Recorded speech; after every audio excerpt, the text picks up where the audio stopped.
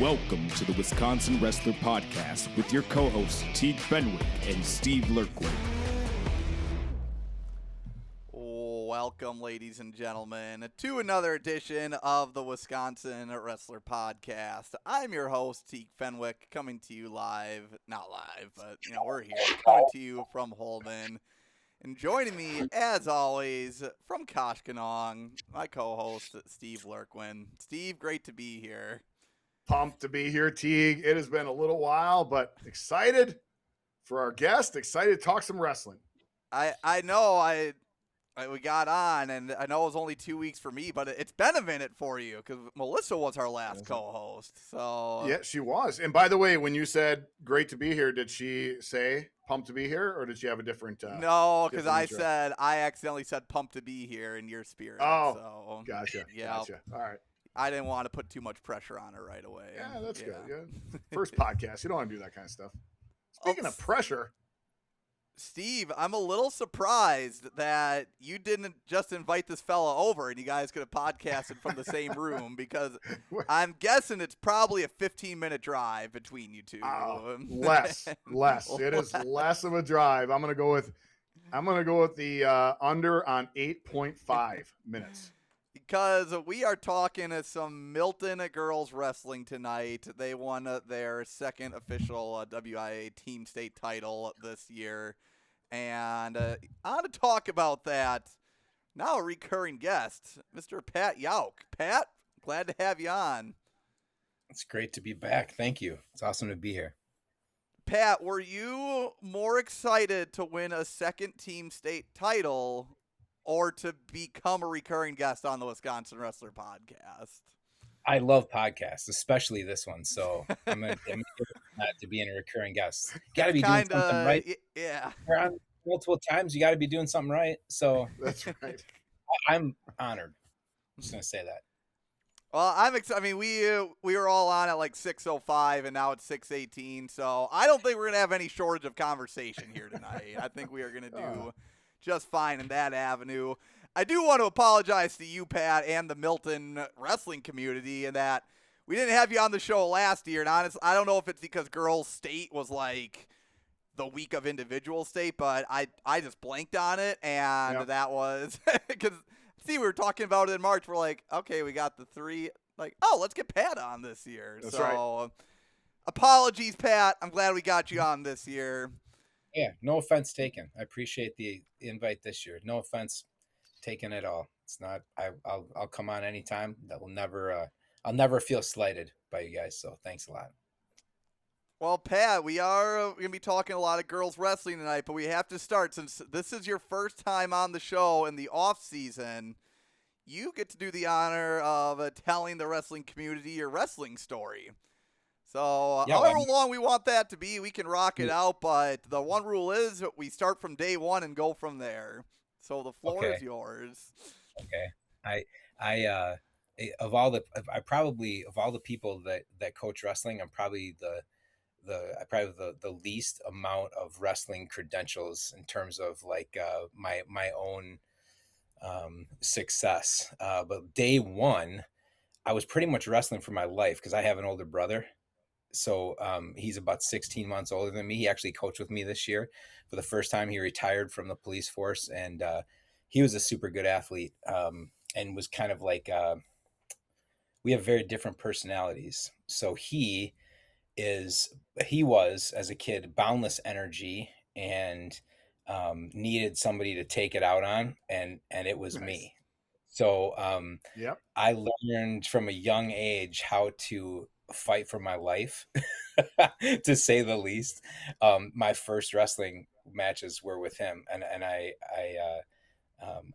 there's one thing I can say is I can take a punch, I can take a kick, I can get choked out, and I come back fine. So that's right. I know all of those things. Having an older brother really shaped me into being able to like kind of roll with the punches in life is what I would say. So that'd be my first wrestling experience was with him. As I grew up, other than wrestling in the home, when I was really little, like, of course, we didn't have the same type of like extensive the kids club, like all these Right. clubs like there used to be. But I have two half brothers that wrestled at Dakota in Illinois, and we lived with them for a brief amount of time, and they were tough. I mean, they were good, and that's when the like uh, the Albers were wrestling. If you know anything about the Dakota wrestling program in northwestern Illinois, super tough wrestling program over the years, and the two guys that really built that place up into a tough wrestling town in the more modern era. Pete and Tony Albert, they were friends with my half brothers, and we were just little kids going to those meets in that Dakota gym. And I remember just thinking, um, I'd like to be a wrestler someday. Like I Nice. just remember we had a wrestling mat in the basement, and my older brothers were super tough. So my brother, my brother that coached me this year, my brother that's 16 months older than me, we would wrestle in that basement all the time. I mean, I can remember specifically being thrown into a dollhouse and coming up bloody Nice. and running up screaming and all that stuff. So that's the beginning of it. And I did a little youth wrestling. We had a little youth club in Milton. I ended up in Milton. So Dan Purnett ran a little youth club there. Struggled a lot in like as a little kid, and in middle school was like sub 500. Then I'd get to be 500, and like as an eighth grader. um, Struggled a lot as a freshman in high school. Was like kind of like one of those little underdeveloped, kind of like as wide as I was tall kids, as a ninth grader. But I loved wrestling. Like I just loved Nice. it. I loved being around it. Like I was one of those kids that like when I was a freshman on JV, I didn't want to leave. I just asked if I could stay. Like, can I just stay and keep going to practice, and I'll be a manager for the rest of the year. And I just watched, and I listened. And those were like, I didn't realize at the time, but I think as a coach, those types of things really form you, because you're not really like needing to be in it. You just are listening and you're paying attention, and you're trying, how am I going to be able to be like these guys, and yeah, a little bit more success. I mean, I may end up being a varsity wrestler from my sophomore through my senior year. One more than I lost, was a sectional qualifier type of kid. Would have loved to wrestle in college, but I went to UW-Madison. I just wasn't mentally tough enough at that point, or physically tough enough to just get beat up all the time. I probably would have just got my head ripped off. And yeah, I was friends with guys that were on the team, and I was kind of jealous of them. And I always had this like ache to wrestle. I probably Yeah. should have somewhere else and wrestled. But then lo and behold, I ended up meeting Luc Francois when I had my first teaching job in Waterford, and he asked me to coach, and it was like a dream come true. And the kind of the rest is history. That was 1996. Sitting in a staff meeting, like the first staff meeting I was ever at. This guy comes up to me. I knew who he was because I'd scoped it out. I was like praying he would ask me to help him out, or like whatever. I never met him, but I was hoping he would talk to me. And he was like the Yeah. first guy to sit down, like, "Hey, I heard you had a wrestling background. You want to coach with me?" And like Nice. that's Yeah. basically how I got in. And Nice. and I think I told you guys before too. Like basically, the short story is, without the college wrestling experience that I really wanted as a coach, I just started working camps, and I just Mm-hmm. worked camps religiously, and their camps were huge back then too. It wasn't Mhm. the club wrestling as much, where you Right. you hook up a club. I was traveling. I was going all over the place. Ken Shirto was a big influence too, because he hired me, and I would travel. I'd be in Pennsylvania and Chicago and all these different Wow. places. I'd do weekend camps for him, and I met tons of guys, um, really, really good wrestlers that would basically use me as a dummy and beat the crap out of me in front of kids. And man, that's how I learned to really Sure. wrestle. And it was that experience was invaluable. So that's Well, my and short Pat, story. not just wrestle, but how to like all those coaches that you interacted with, picking their Mhm. minds. That's huge. Yeah, it was the 2 a.m. meet, like 2 a.m. You're still on the mat at these wrestling camps, and guys are talking about technique, and you're still wrestling. Like you got to get up at 7, but you're up at midnight, 1, 2, and we're still on the mats. And guys are just talking about different techniques. And then, you know, you if you could get coaches, some guys don't give you the time of day, but most wrestling people do. Most wrestling people, if they know you're passionate, that was one of the cool parts about it too, is they'd sit there and they'd say, hey, come up to my room. I got some video. Let me show you the stuff that I've been working on with my team. I mean, all of these really high level people, like former world team members and head coach, college coaches, and all these guys that were really willing to be speak into the life of a young coach. That was huge for me. So you know, like, it's a shout out to the wrestling community being so awesome, because it really is an awesome community. Two things from your high school youth days. I just want everyone to know I have qualified for regionals more time than Pat Jauch, everybody. So, Nice. yeah. Nice. Congratulations. That's good. Write that down. You said Dan Pernot. Do you know if he's any relation to the Pernot Beef Sticks Empire? I don't think so, because it's all Pernat. Right. Pernat. So it's Oh. so, yep. Dan Pernat was my first high school wrestling coach, head wrestling coach, and then Bob Johnson was he took over halfway through my high school career. So two like legendary coaches too, which that obviously doesn't hurt either. You're part of a tough program. You know, my first wrestling coach was a NCAA runner-up, and of course Bob Johnson is the team builder of all team builders, if I've ever known anybody who refuses to lose because winning is like the only thing. That those were two great mentors to have, and you didn't even realize at the time, you know, but the more you look back, you see all those influences, you know, including my middle school coach Les Dilo, who just loved kids and was like he was a Army veteran, and he was physically train us so hard as middle schoolers, and I was not strong. You know, I was not physically capable of a lot of things, but he helped you believe you could do certain things because he made you do it. Like, you didn't have a choice. So then all of a sudden you're like, I think I can do some of these hard things, and that's really important for a young man, but also obviously we're talking about girls wrestling, for a young woman as well. So, Pat, you started or you graduated in '96. You got coaching not long after that, but yeah, going into girls wrestling too. How was that as a coach? Because you're the girls wrestling coach and the boys wrestling coach. Yep. How'd you find that balance while girls wrestling started to become a thing? And yeah, just how'd you get into that? Because there's plenty of coaches still that are they're fighting that battle on both fronts right now. Yeah. This is the other thing that's kind of cool. I always tell people, like, I've always had girls. There's always been girls around that I've been able to coach. Maybe not at every single team I was with, but even at Waterford, those first couple of years, I coached there for two seasons, 96 through 98. And we had a couple girls on the team. Like, I always remember them too. And really from the beginning, I didn't coach them any differently than anybody else. Two girls from Waterford I specifically remember, Nova Casso and Marie Seamers. I had really good relationships with those two girls, super tough kids. Nova Casso one day, this is probably formative in terms of like coaching girls wrestling. Nova Casso, in Waterford, we used to have this old wrestling room where we had an upper level and then this lower level where I'd take some JV kids down there to work on stuff, maybe a little slower pace, or maybe we just needed to break up the room a little bit. So with our weight room, and she's wrestling around and she smashes her face right on the floor, the weight room floor, knocks her two front teeth out, and spits them out into her hand, hands them to me, and she's like, "Can you hang on to these?"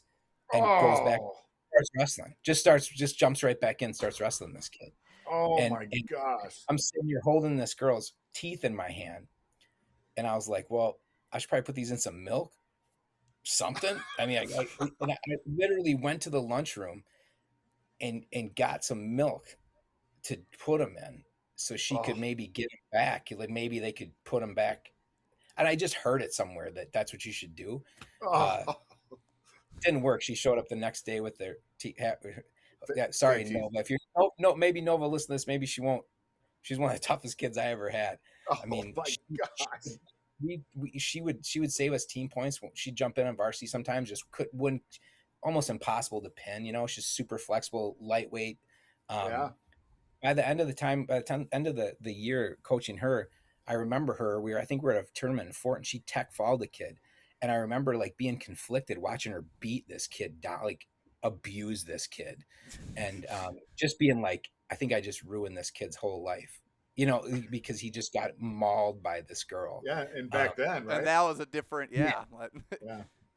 Totally different era in the like mid to late 90s where that wasn't just cool. And, Marie Seamers was another kid too at Waterford. She was just super tough. I knew her brothers. They were awesome. And like, I just loved that kid. She worked so hard. And yeah, just so I had her. I've had girls at Milton too before that. A girl named Tiffany Torno spent the whole year wrestling. She was super tough too. And then we had and let me know if I'm going off too much. Like if you need to cut me off if I'm going to saying too much. But I can't remember exactly what year it was. It might have been 2018-ish, somewhere around there, maybe 2016, probably more like 2018. These girls came to me, like 10, 12 girls, and they're like, we want to wrestle, but we don't want to wrestle in the wrestling room with the boys.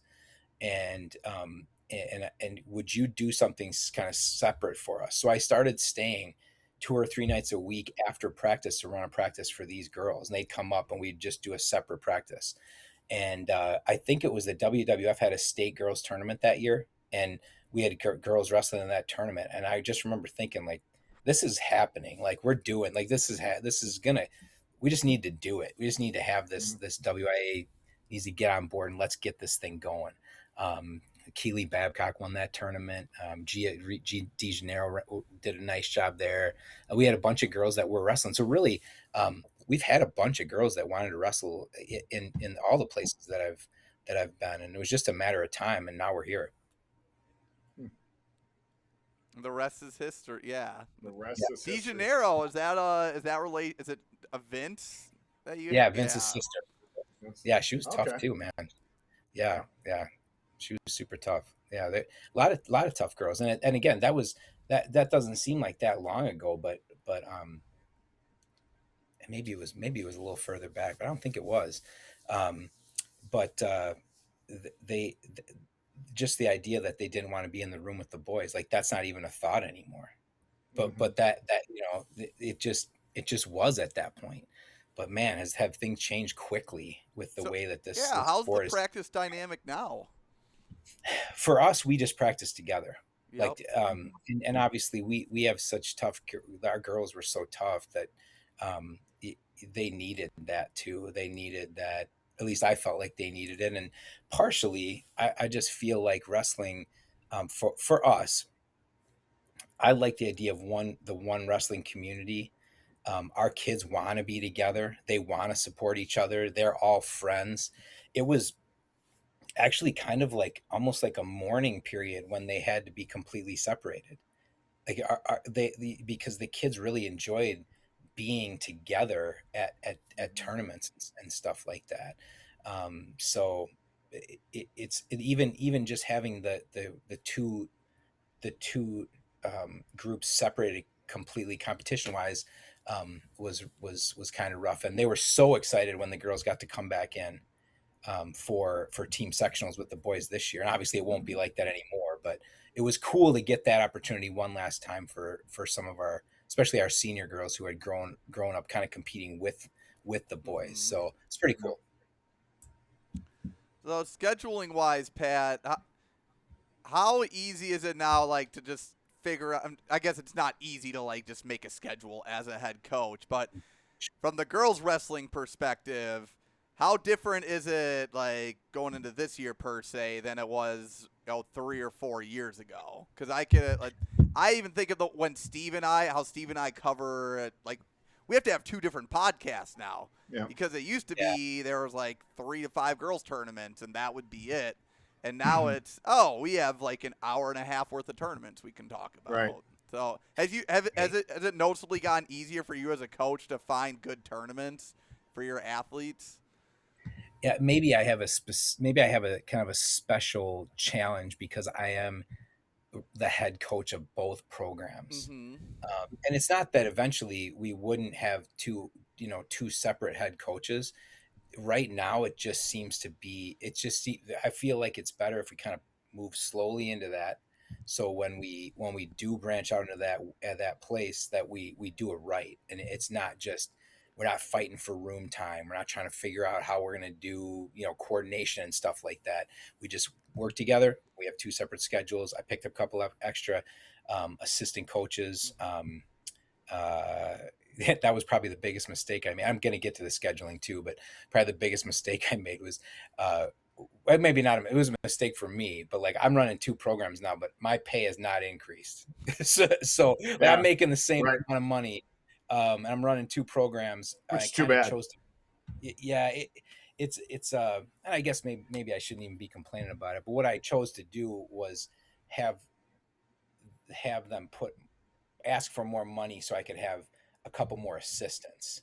Okay. And that seemed to be the best route to go. But sometimes it's a lot. And so, like you guys said, you got you could have multiple podcasts to cover all of this wrestling, which is important. Yep. But that's probably the toughest part, is I'm trying to coordinate 2 schedules, and then trying to get coaches to that really meet the needs of my wrestlers at all the tournaments on any given weekend. That's tough because I want to get to everything too, and I can't be at everything. So Sure. that's a little bit tough. But in terms of finding dates, I think the amount of tournaments that there are tournaments out there that can really kind of meet the needs of a diverse group of kids. Because I just think in women's wrestling right now, there's such a diverse amount of skill level, and we're trying to bring so many different types of kids into this, and you got to meet the needs of your elite kids down to the kids that have never wrestled before, and that's probably the biggest challenge. I think there's a lot of good opportunities now, especially if you're willing to travel and be a little bit I guess flexible with how you schedule things. You think we're going to see more JV meets for girls going forward? I hope so. Yeah. I do. I hope there's more, and I think it's coming. I just, it's hard to be patient. And I know it's really, there are a lot of people that really like the separation, like getting these things completely separate.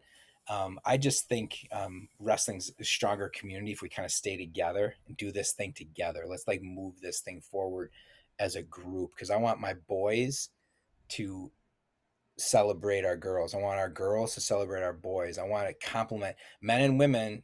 In my mind, we're created to complement each other. And so if you can do that in this sport, I think you move forward in a really, really positive way. Because I think just from the idea of, men and women complement each other. We're Yep. very different, but we need each other, Yeah. regardless of what the culture says. We need each other, and it's good for us to be together. So that's just my philosophy. And I do hope though that we get more JV stuff for girls, and um,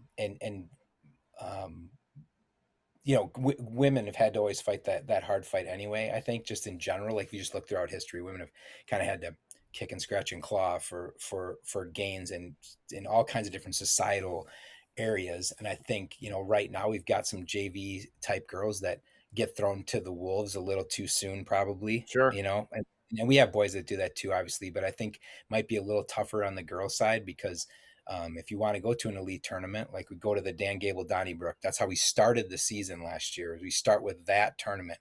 And I got girls that have never wrestled before. And I Right. was going back and forth about like, man, what do you do? Do you take them? Do you take everybody to that thing, or do you sit some kids, let them go to a different place, or just don't bring them, or just bring them to watch? And I end up making the decision to just, we're wrestling, everybody's wrestling, we're Sure. all going to go, we're going to be together, we're going to build this team. And it was really good because almost every girl won at least one match, and that was a turn. Even that early was a turning point for them believing like, oh, I can do this, and I can compete even in these tough tournaments. So that was good. But everything from tournaments like that to a tournament where, you know, some of your best wrestlers are going to kind of mop up, but support the lower level Sure. kids.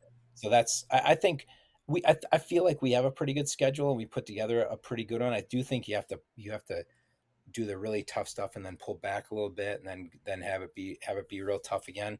But I think I like what they did in Wausau they have the JV side and then the Yes. varsity side, the That gold was and the good. silver, whatever. That was really nice. I thought that was a really good thing. So, but yeah, sorry, long answer to the question. I That was hope good. we have more JV stuff. But I do think we should make sure we do this stuff right and not go so fast that Yeah. we don't need to get ahead of ourselves. I'd rather be really good at what we're doing than just try to just, you know, put the pedal down and try to make this into, it's not going to be just like the boys right away. It's not going to, you know, it's moving fast. So I don't think it's going to take that long, but I'd like to see everything just, let's do the best we can for as many of the kids as possible so that we keep this momentum going. That's how I would like to see things go. Sure. Mm-hmm. Good stuff, Pat. Well, That's I had good, yeah. skipped this initial question for the squad this year. It's always funny asking this one with a team that won it the year prior, but when did you first realize or have the thought that this year's team could be team state champions? Yeah, it was probably more when we, because the in 24-25 it was a nail biter with freedom. You know, it was coming down to that last night, and I think when we won it, knowing, and the probably the biggest disappointment or the biggest shock of that season was that my niece didn't make it to state. She'd placed fifth the year before. She didn't make it back that year, and I felt like with her, we're going to get points, and that I thought it was kind of like a done deal almost if we wrestled pretty well that first year, and then she didn't make it, and it was a nail biter. So with her coming back and the state qualifiers we had coming back, and then just knowing everybody was back except for really one kid who had graduated, I kind of almost felt like you had to win it again. That's where Sure. my mind goes right away. Like if Yeah. you don't win it again, like you got to stay healthy. Okay, so that's the one thing. If a bunch of people get hurt, that's the great equalizer is injuries or whatever, kids' lives falling apart or, you know, things weird happening. But I kind of felt immediately like, well, we have to win it now. Like you got to be able to come back and do it again. And but I definitely wanted it to be more dominant. I did not want it to be close if we could help it. And the girls, like, they just took care of business. It helps to have the best kids, right? Like, Sure. I mean, that's the thing. Like in terms of like people, you can talk about like building a program and all these things, but the truth is, in terms of winning, it really helps to have the best kids. And we did. Makes sense, yeah. So you know,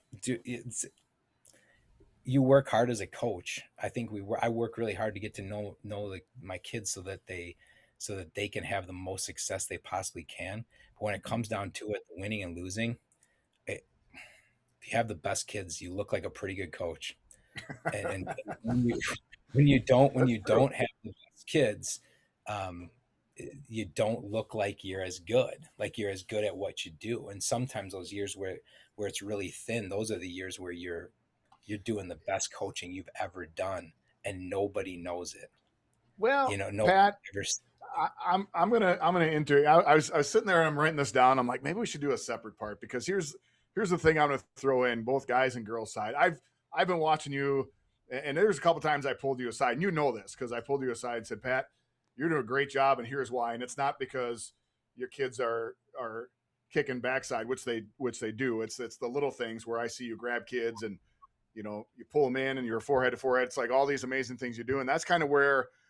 Before, you know, you're like Teague, you downplay and say, oh, I was a 4-time, you know, Teague always talks about it. I'm a 4-time regional qualifier, but yet he's the absolute best at doing this industry, right? And you talk about, well, it was only this, but I think it's the relationship or the relatability you have, because I've seen coaches not make it who they were super great wrestlers because they're like, man, why can't you figure out this double leg takedown, where you're able to go, well, yeah, but here's, we got to break it down to this. And because it was harder for you, right?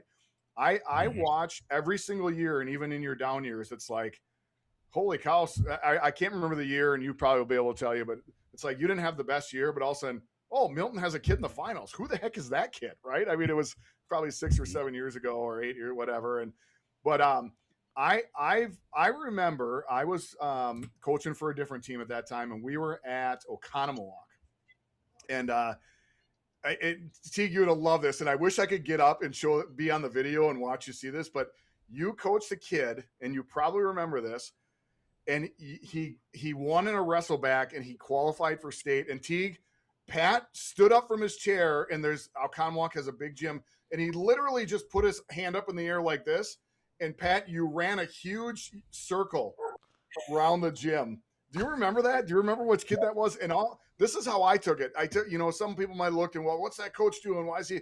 I looked at it as, you just brought a kid up from he probably wasn't very good, and you just qualified for that kid, what was the state championship, getting him to state. And it's like, I see you do that year after year, and you just told me the. I'm like, what's the secret? You just told me the secret is you get to know the kids, and you get to know them on a personal level, so the kids want to perform for you.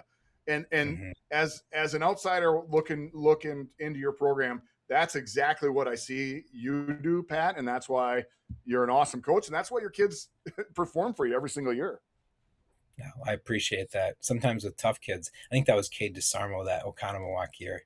He had kind of a tough wrestleback, and he coaches with us now. He does a really nice job. I do remember that, because what happens to me sometimes is I black out, like at the time when the good, like, they won this match. Kind of happened to me this year with Brody Lewis winning that title at 106.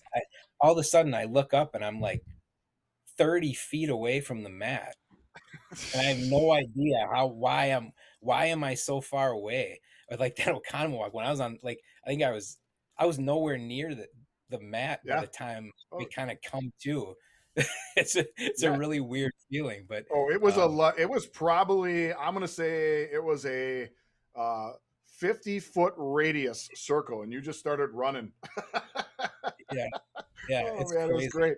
Yeah, those are great moments. I mean, they're great moments. They and kind of like, to your point before, nobody knows the backstories. They don't know what you've been through with kids. They don't know that you were chasing somebody down as they threw their wrestling shoes in the garbage, at a December tournament. They don't know that you chased them down, dug their shoes out of the garbage, found them in the snow, brought them back into this, stairwell, disgusting stairwell, where you have to rehash your whole life and whether you want to continue to do this or not. When that kid wins a state title, it's kind of hard not to feel really good about being a part of that. It's and if you can, I think as a coach, if you can just kind of keep it about the kid too, like it's you just want them to succeed. You're trying to take them to a place that they want to go. I think I heard Nate Carr say something like that recently, about how you're basically, a job as a coach is to take a kid from a place from where they are to this place they want to go, and they aren't sure how to get there. And sometimes the best wrestlers are the hardest ones, because they're the ones that have all the problems going on, the demons in their mind, because they're supposed to be great. They're supposed to win. And so there's a lot there. Again, probably a whole nother podcast, but there's a lot there. But I appreciate that, though. I wrote it down. I'm like, man, maybe we should do another podcast, and maybe we could, and talk about what you do in that aspect, because I think it's a special. I don't know what to call it. Sometimes, Pat, for you, I think it's an unconscious competence. I think you just do it automatically, where I think other coaches need to learn that. Like, sometimes I think we just think, oh yeah, I just teach them wrestling and they're good. No, there's more to it than that. And and you're one of the best at it. So I know we got to get on to the next things and girls, but I just you said something. And I saw that opportunity. I just felt compelled to share Thank you. it. So Appreciate it. I had a great mom, so that's why I attribute it to. yeah, A there you great go. mom.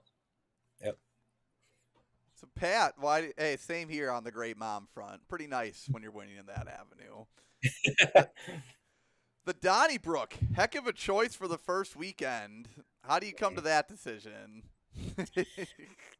I'm always looking for tournaments. Like I'm constantly our schedule stays pretty similar because I think we have a really great schedule. And it works for us. It's that back and forth of like really tough. Then you kind of dial it back where you make sure as many people can have success as possible. Then you go to something really, really tough again. A lot of people want to hammer. They want everything's got to be tough, And in a high school season, I think that's tough. That's hard to do. You need to dial it back. There needs to be some push and pull. But the Donnybrook was one I really wanted to get into.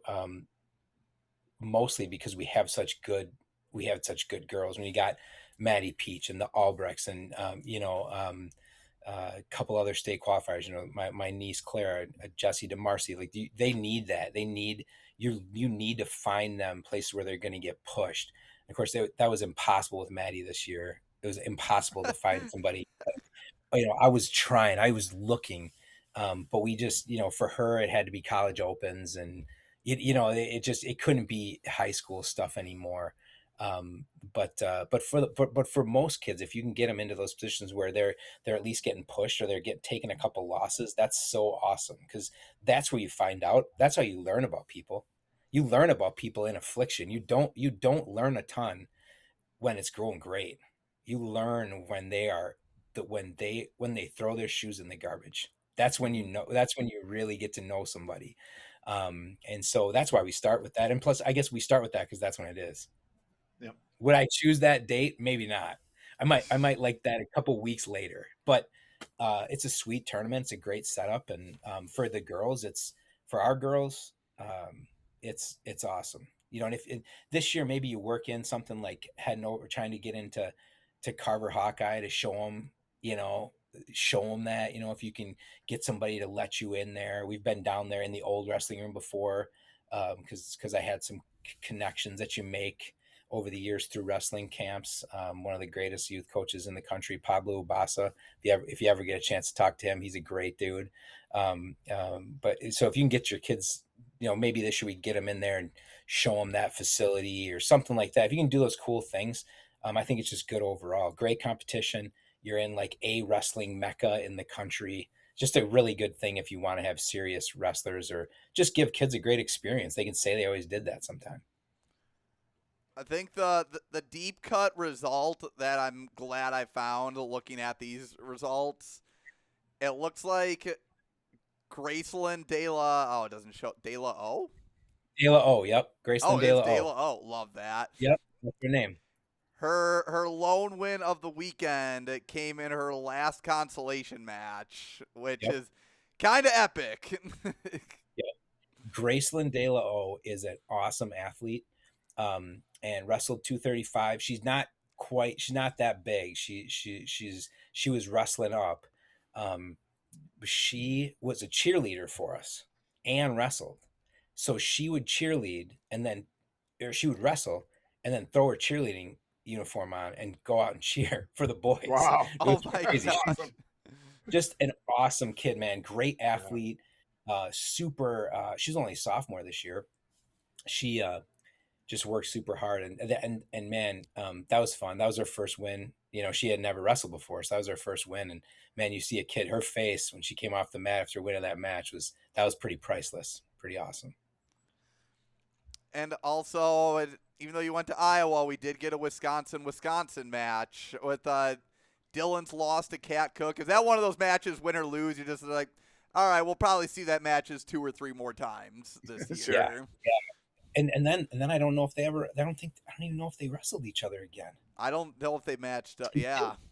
Didn't match up yet. I figured that would be one we'd see. Dylan, obviously, I'm not making excuses for her, but she she was not 100% healthy that day. She was not feeling very good that day. And I knew that was going to be a tough match for her. But usually I like to get out of state to not have those matches. I want to get Right. different matches. But when it's that good of a match, it's like, okay, that's cool. Like it's good to see this one there, and it worked out. But that was a good match that day. And man, she's a great wrestler, Cook. I mean, obviously, I'm gonna take Dylan every day. She's my girl, but Cook's tough. She's a tough kid, gamer. At the very least, it was a precursor to the madness that was going to be that weight class. At 100 Yeah. pounds, that's crazy. Yeah. Yep. Yep. Yeah. It's so weird how matchups happen too. Like,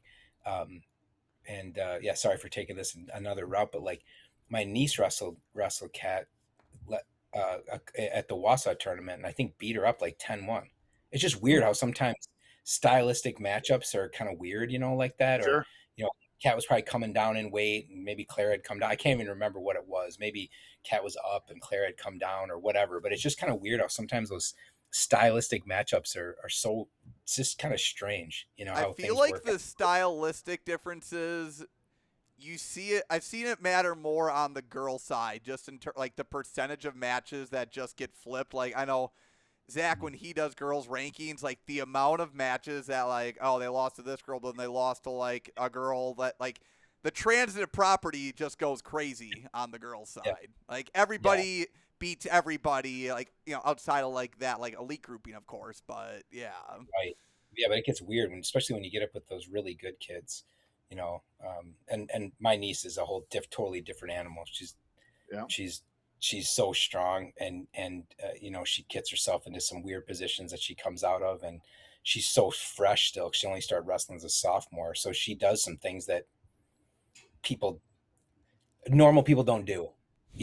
She's strong enough that it's hard. She's a tough out. She's huge blessing coaching her. Awesome coaching her. Getting to know her, been awesome. So That was a good pickup. That was nice. Yeah. Nice pickup. Yep. The next week, you guys go to Westosha. I don't know if you were at that tournament or not. I don't know how you were split up with the guys and girls tournaments, but if you were, I don't know if you were aware of it. This was like one of the best team races of the year. It was you guys were third with 178.5. Menasha was second with 183, and Westosha was first with 184. Now, Maddie was gone that weekend, but besides the point, that's a pretty fun team race. Mm-hmm. And I don't think I'm thinking I wasn't there that weekend. I probably because I think that was probably the same weekend as the Evansville duels with the boys. So I think I was there. I think my brother and a couple of the other coaches were there with the girls. Probably my brother and my son and Tristan Woods were there with the girls. But yeah, that was a really good tournament. Maddie had sat that one out because she was taking advantage of a couple of the college opens. So we had to sit her twice out of tournaments. That's a really well run tournament. They do a good job with that over there, and there's a lot of different competition levels there, which is really nice too. Yeah, with Stosha, girls and guys, they're doing good stuff with their and I think it's reflecting in that tournament. So they're on the rise. I was talking to their coaches at the state tournament. I feel like they're on the way up, man. They're looking pretty tough. When I was in high school, they had a real tough program. A bunch of really good wrestlers there. It was Salem Central back then, but same school, and they're tough. And then we go to where you at Badger State. Yep, Badger State. That's always a fun one. Yep, that's always a fun one. Bunch of champs there. But that was a really good day for us. We have fun there. That's kind of a fun tournament. That's one where I always go because with our boys we at the Dvorak down in McChesney Park, Illinois, and so I'll go with the girls on Saturday, and I'll come down on Sunday to kind of finish up the boys tournament down there. And so we get to that's where I really get to know the girls pretty well because they get some tough competition, and you go out to eat afterwards, stuff like that, and it's pretty fun. Yeah, at Badger State, 4 firsts, 1 third, and you won the team title with 161 points. There you go. That was a good weekend. Good Saturday. Oh, Maddie wrestled up that day, 132. Yeah. Yep. We do that every once in a while. Wow. 132 pounds. Maddie Peach, Delia Collins, Kit Alsacker, Lydia Hutter, Evelyn Ekdahl, Amari Richard. Yeah, I mean, that's the thing too, is like Maddie. Those are good kids, Right. and those are good wrestlers, and so I really thought that, going up to 32 that day. All right, we're gonna have some dog fights, and it just, and it's nothing against those other girls. Maddie's Right. just stinking tough. She's Different just level. On good. that note, Pat, when did you teach her that armbar? I don't know if I've said this to you guys before, but when she came in as a freshman, she was hitting that armbar and killing boys with it. And I think it was probably like maybe mid-December. I was like, I during practice, I looked at her and I said, you got to put this on me. Because I'm watching you turn these good boys. Yeah. You're turning them and pinning them. Like, you got to do it to me, because I got to feel it. Like, so it you has know, to be like horrible. What it is. Yeah. I'm like, it's going to be horrible. So she gets on, throws her legs in, hits that wrist roll, kind of snakes her arm through, puts me on my back. And it was horrible. And I was like, okay, like now I understand. Like, it hurts so bad. Her hips are like lead. It's and she works her butt off. I mean, she lifts, she's strong. She's, and she's a girl. I mean, no, she is a like makeup and dresses and all of that stuff outside of this. But man, as soon as she's in the wrestling room, or as soon as she's on a competition mat, it is a completely different game. I wish I taught her that. Her little, like, rolling the wrist and kind of snaking her arm through the way she gets to her arm bar. It's something I've had her show every year. Like, you show that, because it works so well for you, and a lot of our kids use it now. It's really nice. I was gonna say, is it a secret, like, sauce, or is it just because, like, she's so, like, strong that she can pull it off? But it's so technically she just does something a little different that. I can't remember. She told me where she learned it from, but I don't think she was completely certain. It was just something she started doing that worked. But it's pretty simple. It's a pretty simple rolling a wrist, kind of pulling this arm up off their back, under hooking this, instead of like an arm bar, before the arm bar, pulling this elbow up and shooting that arm bar through, and then just smothering them and turning them. It's brutal, and I love it. I don't love having it on me, but I was Right. it's so good. It's After so good. she showed you that one time, you're like, all right, we're done. That's it. Yeah. That was your one shot if you wanted to hurt your coach. Yep, not doing it again. So yeah, she's great. Another great kid, obviously. So nothing going on during the holiday break, but you don't do anything. You give the guys the holiday break too, right, Pat? Yeah, we practice a lot. I do like to, I wouldn't mind getting into a tournament. Especially when you have a long break like that. But I don't mind giving them a couple days at Christmas. Get the boys and the girls where they can just go and not think about this. It's a risk because of the weight thing. Like, there have been times where kids come back from that, and it is scary what they look like. And I mean, in 3 days, a kid can come back and look like a completely different person. And I have no idea how that happens. I mean, I did it too. I mean, I one of the worst experiences of my life was coming back from a Christmas break one time, and trying to get back down to weight. But if you can keep it to like 3 days where they can just relax and then they come back to practice, I kind of like being able to slow things down. I can split the room up. You can work with JV kids, and you can get a good workout in with your varsity kids. If anybody's banged up, you can you can back it off a little bit. And again, you spend time again getting to know people and all of that. So we take a little bit more time and spend a little bit more time in like the training and the technique part of that. And I don't think it's a bad little refresher. It's like having 2 seasons. It's like a preseason, and then January is like the beginning of that real season. It's worked pretty well so far. At least when we've done it, it's worked pretty well. You just have to be a little. I have to. Sometimes I lose a little sleep over like what's this one kid gonna come back weighing? Sure. Like I'll wake up in the middle of the night and think, why did I do that? Why did I give him this day off? Why did I do? I'm stupid. I'm the stupidest person on earth. And then I think I probably told Teague this 5 years ago. I made a note. I'm like, notice Milton doesn't go to any Christmas tournaments, and then I made the little side note. I said, which team always seems the most fresh at the end of the year? And it just happens to be Milton. Yeah, I do think you need. It's hard because like I don't even necessarily want to say you need a mental break, but it's not. I don't think it's bad. I do get a little paranoid, but it's just me losing sleep. That's fine. Sure. Like if I'm waking up at 3 a.m. and I'm up till 4 thinking about how am I going to make sure we put all this together, then that's fine.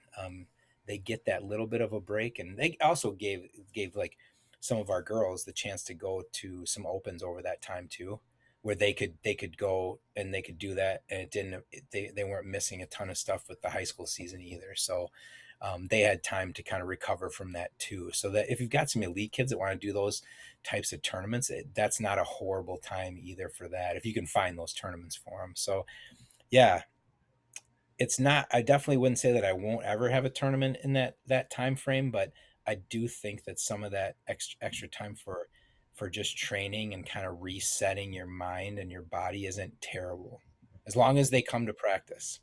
That's you got to make sure your parent. You got to make sure your parents know that this isn't like go to Florida and don't do anything else. Because right. That's the only thing. And if your families will cooperate with you and get kids to practice, it can be a nice little reset and a refresher. Well, going on to January, Pat. However you want to talk about January, you can attack this whichever way you want. I got a couple different tournaments I'll be focusing on, but how do you like the dual scene right now? I know you usually have between 6 to 8 that you're trotting out for your starting lineup. I'd still say a girls' dual atmosphere, almost nigh unbeatable. Yeah, it's a. I think I like the idea. I know this year we wrestled duels and we walked forfeits out. I think you have to do that. Like I think and I know there are plenty of people who don't agree with me on this. But I think if we want to build this into a real team atmosphere, you have to. Whenever we have to forfeit a weight, it makes me obsess about finding somebody to wrestle that weight. No, I 100% agree. That's our job, right? We need to fill these teams, and to treat it like if we're just going to match kids up and stuff like that because we don't have the numbers. Well, get the number. Like we have to do that. Get the numbers. So I liked the walking forfeits out and making it just like the boys duels. And so we went down to Clinton, Iowa. That was January, I guess. We went down to Clinton, Iowa for it was like a 5 or 6 team duel. I know we had 4 duels that day, and it was super fun. I mean, and it wasn't overly well attended. It wasn't like a packed gym or anything, but man, it was fun to see these girls from all these different schools all fired up about their teammates. And it's a pretty small gym, tight environment, just like any other dual meet tournament where people are fired up about wrestling. And I think the duels, especially because we're going to be wrestling duels in the team state series now, we just got to make them legit duels, just like every other duel that you wrestle, and I'm having fun with them. And I am constantly looking for kids in the hallway. I always did this with the boys, but for girls now, there's definitely girls that see me in the hallway and turn around and walk the other way because they know I'm coming to talk to them about wrestling again. Some of them just shake their head like, don't, but slowly but surely, if you get to know them, they might try it. And Yep. usually wrestling is a sport that if you just get somebody on the mat, that if you see something in them and you just get them out there, it can change their life. They Mhm. might leave in 3 days, but they might not. Like Right. I'm open to anyone. I don't care who it is. If you want to come out here, give me 3 days, and then let's turn 3 days into a week, and let's turn it into 2 Sure. weeks, and it can change your whole life. And how many guys do you know? How many boys and girls do you know that that's their story? Right. That's their story. And so yeah, again, I'm really derailing off to back to the relationship thing again, but yeah, I think it's the state of the duels. Let's keep wrestling them. Walk those forfeits out. Force us as coaches to find the people to fill those weight classes, and then make those kids better. So that's what I think. I I like like it. it. Yeah. Well, the one tournament I really want to talk about is were you up in Wausau? Mhm. Oh, Yeah, I was there. Yep. AKA the pre-state tournament, mini-state, whatever you want to call it. But, man, what a tournament. Technology-wise, I had a night and a day, but we we made things work. And the wrestling, wow. That was Mhm. I don't have the hyperbole for it, but I mean, Steve and I Right. agreed. Like, there's every tournament, like every straight line bracket tournament or whatever style it is. There's always a little fluff in the first couple rounds, but Yeah. even in like some of the round of 16 matchups, like once it got to the quarterfinals, like it was like elite match after Yeah. elite match. Yeah, it was great. It was crazy. That was the competition's awesome. I feel like they do a great job with the tournament too. Like I feel like it's just a really really well run tournament, and bringing in that JV level side was awesome. That um, it was it was great, and we definitely caught some losses there that were important. And even if when we didn't lose, we were in some battles. That was Mhm. really really fun. Again, other than Maddie, we still had some battles. But Albrecht wrestled so well there. I think my Yeah. niece took two losses there at that tournament. Those are pivotal things to have happen. We were able to get with that JV side. Our less experienced girls were able to get some experience too. And yeah, everybody. Um, Jesse to Marcy, all our state qualifiers and all of our girls were able to get some really, really good matches in there. It's really good.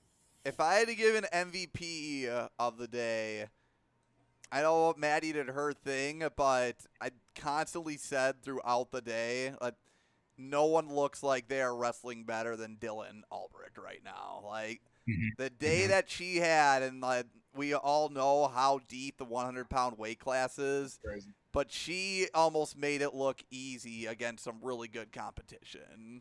Yeah, yeah. And she's awesome. She's so strong, and she's so athletic, so skilled. Yeah, and when she's on, nobody can beat her. Like she's that tough, and yeah, I'm really looking forward to seeing what she's able to do here the next couple years. And she's already accomplished a ton. Right. She's an animal. She's an animal, and a really great kid too. Super fun to be around, funny, like um, just a really really really really really funny kid to be around. So My favorite little gremlin. For,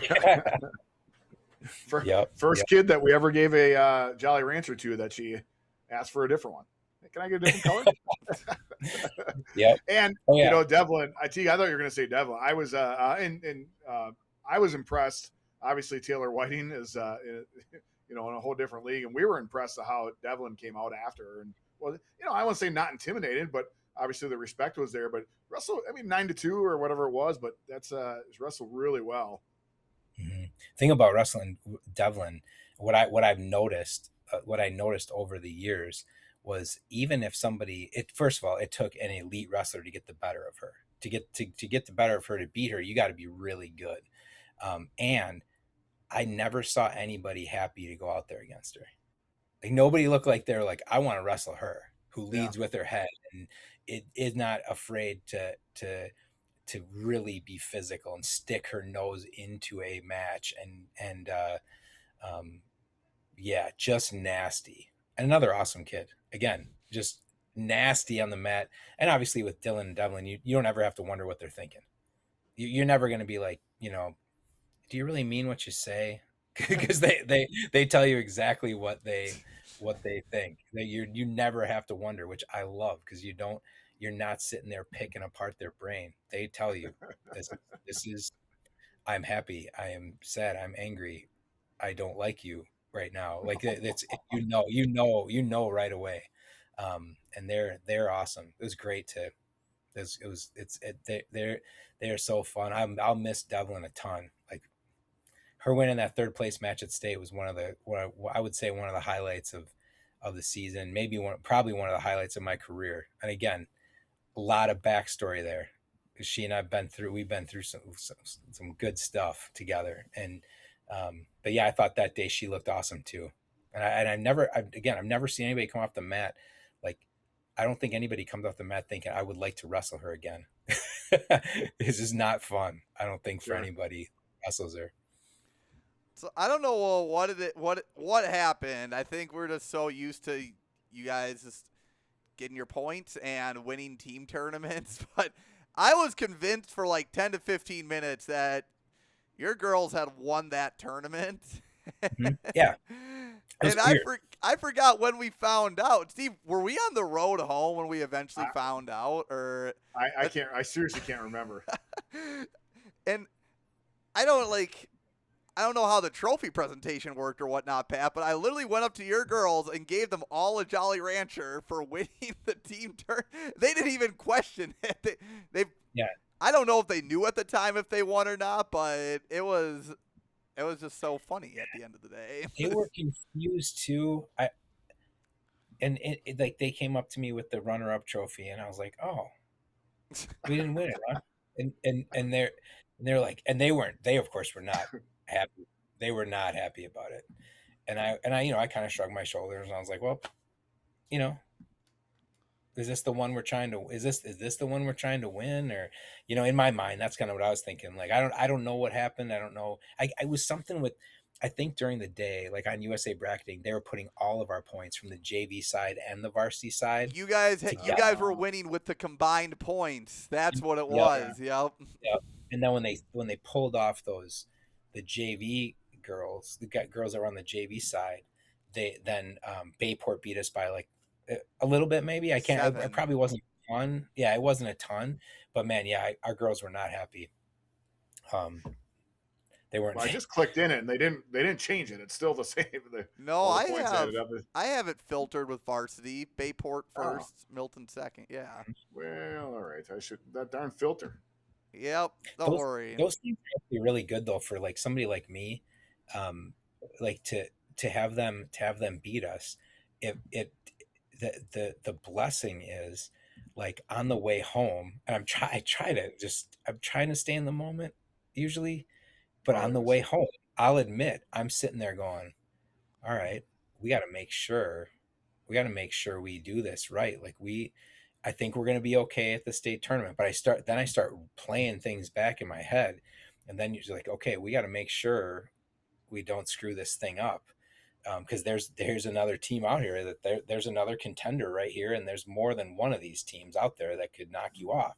And so it's actually a really, really good thing to have something like that happen when, and kind of shock you a little bit, because it makes you dial stuff in a little bit more, again, granted, for me, it's probably slowly killing me because I get like 3-4 hours of sleep a night for 4 months, but but it's luckily I don't need as much sleep. I don't think as much as everybody else, but at least it gets you in that mode of like, we got to, this isn't a given.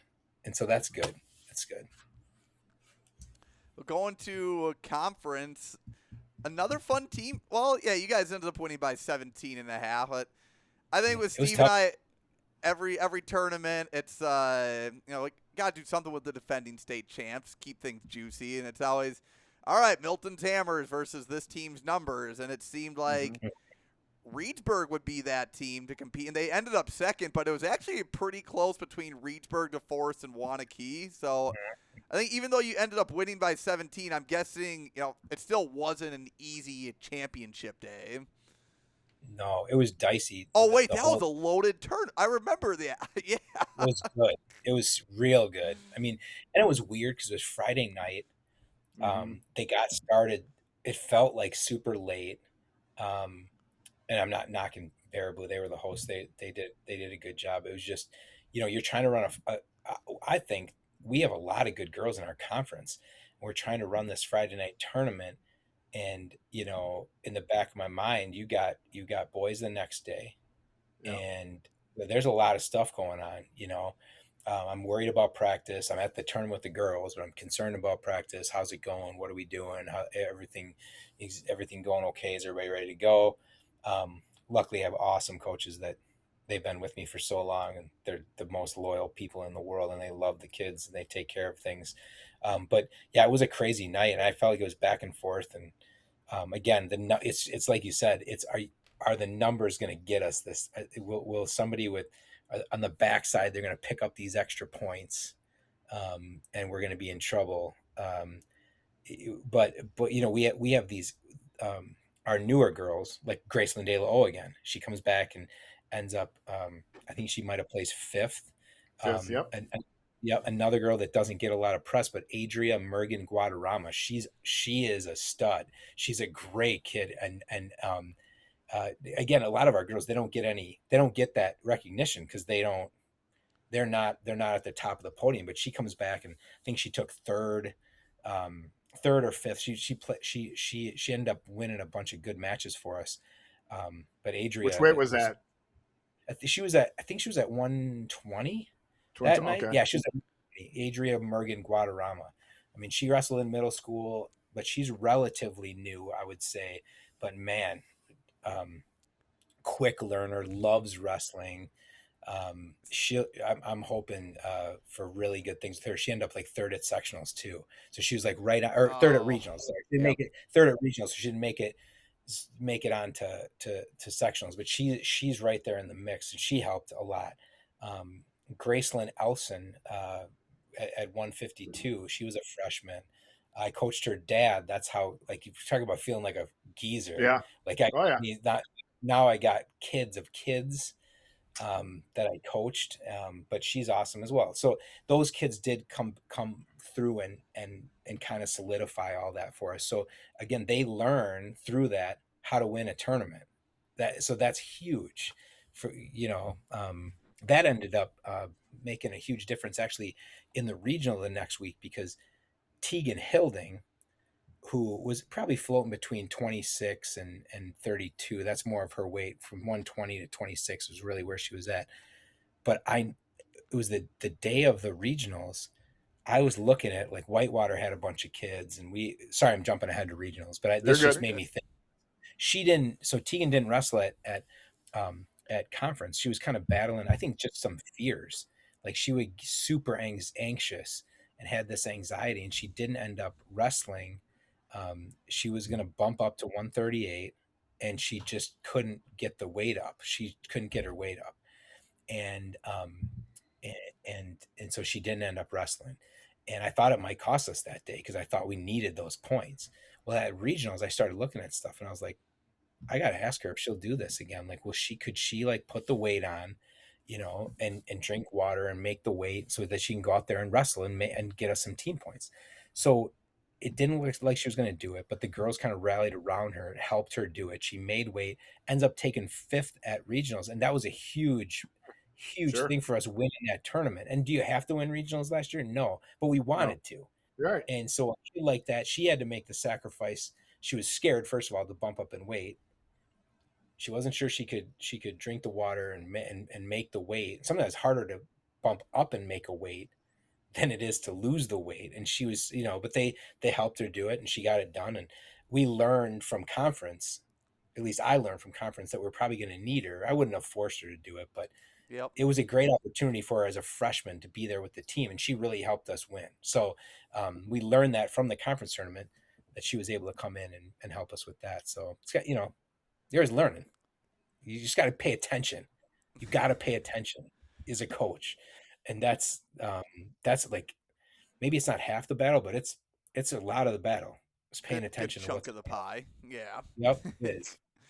I Yep. know you have the girls mixed in with the guys for practice, but has Adria ever run the 3-person gauntlet where it's her, Devlin, and Maddie in a group, or what? She was not afraid to get in there with them. I mean, and I know it didn't go well for her a lot of the time, but she wasn't afraid to get in there. But you're wrestling that talent in the room. It probably is a little Mhm. easier once you hit the mat on Saturday or Friday. Yeah. That is a huge thing. Like our girls that are around those weights, if they ever get a chance to tangle with the really, really elite girls, that's the thing. Like Jessie DeMarcy's super tough. She doesn't get a lot of 2-time state qualifier. She'd be the best kid on most teams, most girls teams, and she doesn't get a lot of recognition, but she's super strong, and she played hockey and wrestled. Wow. She's the goalie on our goalie on our hockey team, and she wrestled. Wow. Just and again, she had they had a nice article in the paper about her, and so I'm trying to get this shining light, like the Holy Spirit's Sun's going gonna down. It's golden hour over in the Koshkonong region. Let's see what that is. See if I can. I don't know if I'm gonna be able to do it. I think you could if you center it and then move your head in front of it. I center it. It's me, right? What are you saying, Teague? Are you saying that's got a big head? Or... I do, actually. It's ridiculous. No, I'm just saying it's big enough to block that. Yeah. I'm thinking the other way. It's weird. It's like mirrored. There we go. MVP Pat of the Yelk House is based on your schedule, and you are up at 3:00 in the morning. I'm thinking maybe we should have your wife on our podcast and talk about Saturday. When we got married, she knew I loved wrestling. We talked about wrestling. She's from Iowa, so we met. We met in college at an off campus bar, and we talked about wrestling the first night we met, but nobody could be prepared for being the wife of a high school coach. Like nobody can be prepared for that. And you were probably in the gym at Reedsburg. Think about conference. You were in Reedsburg. Now, Teague, Reedsburg to Fort Atkinson is that's a good 2 hours away. It's a haul. By bus. Yeah. And then got home at 2 in the morning, and back in Fort Atkinson the next day. Mm-hmm. Yeah, it's nuts. I mean, somehow we found time to have 7 kids in there too. So yeah, she would definitely be the MVP, because my youngest is going into 6th grade. So my kids go from 26 years old down to 12, and it's insane that, like, look, when I look back on this eventually, she would definitely be the MVP of the household for sure. There's no doubt about it. That's what the summer months are for. Yep. You have to find ways to reconnect. I mean, that's one of the things too, is like people talk about, like, I've had people ask me about coaching girls and how do you make that transition from coaching boys to girls and all of that. I always talk about authentic manhood when I'm coaching boys, and then with the girls, it's about feminine strength. And some people go, "What do you know about feminine strength? Like, you're a man. What do you know about it?" I've seen 7 childbirths, and 6 of those were completely natural. Like, I delivered basically my last 6 kids as we figured it out. Like, I was like the first person to touch these kids. So you want to know about the toughest coaching job? Natural childbirth. Yeah. Wow. You don't know, and you don't know what you're talking about. Like as a man, you have no idea Oh what's yeah. going on. And so I know about feminine strength. And again, I said I had a great mom, who raised 3 kids on about 20 grand a year. So even back then that wasn't much money. And Right. I felt like I was rich as a kid. So um, yeah, there's uh, the there's as much to teach about life for women, and having strong women, and being a part of helping them develop their strengths and their personality and their gifts that they can offer to the world is a privileged place to be. It's a privileged place on the boy side. It's different, but it's as privileged to be on the girl side and be a small part of that, part of like building up a community. And I don't think I'm not overdoing it by stating it. I don't think either. So it's No. pretty cool. No. Yeah, it's pretty cool. Oh, that's our goal as coaches, right? I mean, like with coaching track this year, like we had like good kids, but realized like the real journey is making them better people, and however like Right. you convey the message, like that's Mhm. yeah. Yep. And you guys know as coaches, because I know you guys, like there's a lot of people, like you can get online and you're going to see the cliches and hear everybody say all the good words and all that. But you guys know, because I know you guys are great coaches too. You know what it's like to be in the mud with somebody Mhm. in the worst parts of their life. And that's again, Yeah. that's where the difference is. We can talk about technique, and these days I'm not downplaying that. I'm not downplaying any of those things. Technique and program building and all of that stuff. Um, but when it comes down to it, you can get a lot of that stuff online now. You Mhm. couldn't when we were kids. Like when I was a No. kid, you couldn't get that stuff. And Steve, yeah, we couldn't do Yeah. that. Maybe Teague could more. But you can't replace the human connection and who's going to walk through the worst parts of your life and the best parts of your life with you. Sure. And I think that's the gift and the art of coaching, in my opinion. So, man, I can't stop. You start getting me going on this stuff. Yeah. I It's, I can't I can't I stop. love it. I love it. Well, Pat, regional, you're right. You said you did end up needing the whole crew, and it ended up being a fairly close race. I think it was 211 to 187 with Whitewater. We should say congratulations on your first official girls regional title. 'Cause I know That's true. glad you got to break through that boogeyman. It was That's important to good, me. Teague. Oh, Yeah, it was important.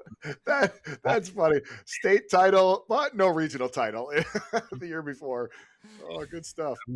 That was important to me because of that. I didn't like that. Did not like that. But it is what it is. I It is what remember it is. Steve and I were making our pick. We were doing picks or I was doing some picks or something, and I was like, "Oh man, like I don't." No one had any idea because it was the first like girls Right. regionals. Or like, how much is it going to matter that you have studs or numbers? And you try to think about it with guys, but like there's just totally different numbers in general on the girls side. And I was like, Milton versus Janesville, whichever Janesville it was. You might remember, Pat. Janesville Craig, yeah. Yeah. Mhm. Milton versus Janesville is going to be the ultimate. And don't get me like Janesville had a good team.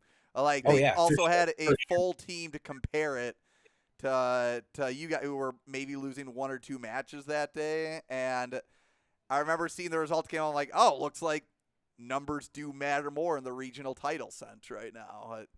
Yeah, I think you did have 3 more starters this year than last year. So It made a huge difference. That Tegan Hilding, I'm telling you, and I mean, it was Tegan Hilding, it was Gracie Elson, it was Graceland De La O, it was those kids, and having the opportunity to explain that to them, like you are important here, like this is Yes. really significant. You are significant, and what you do matters.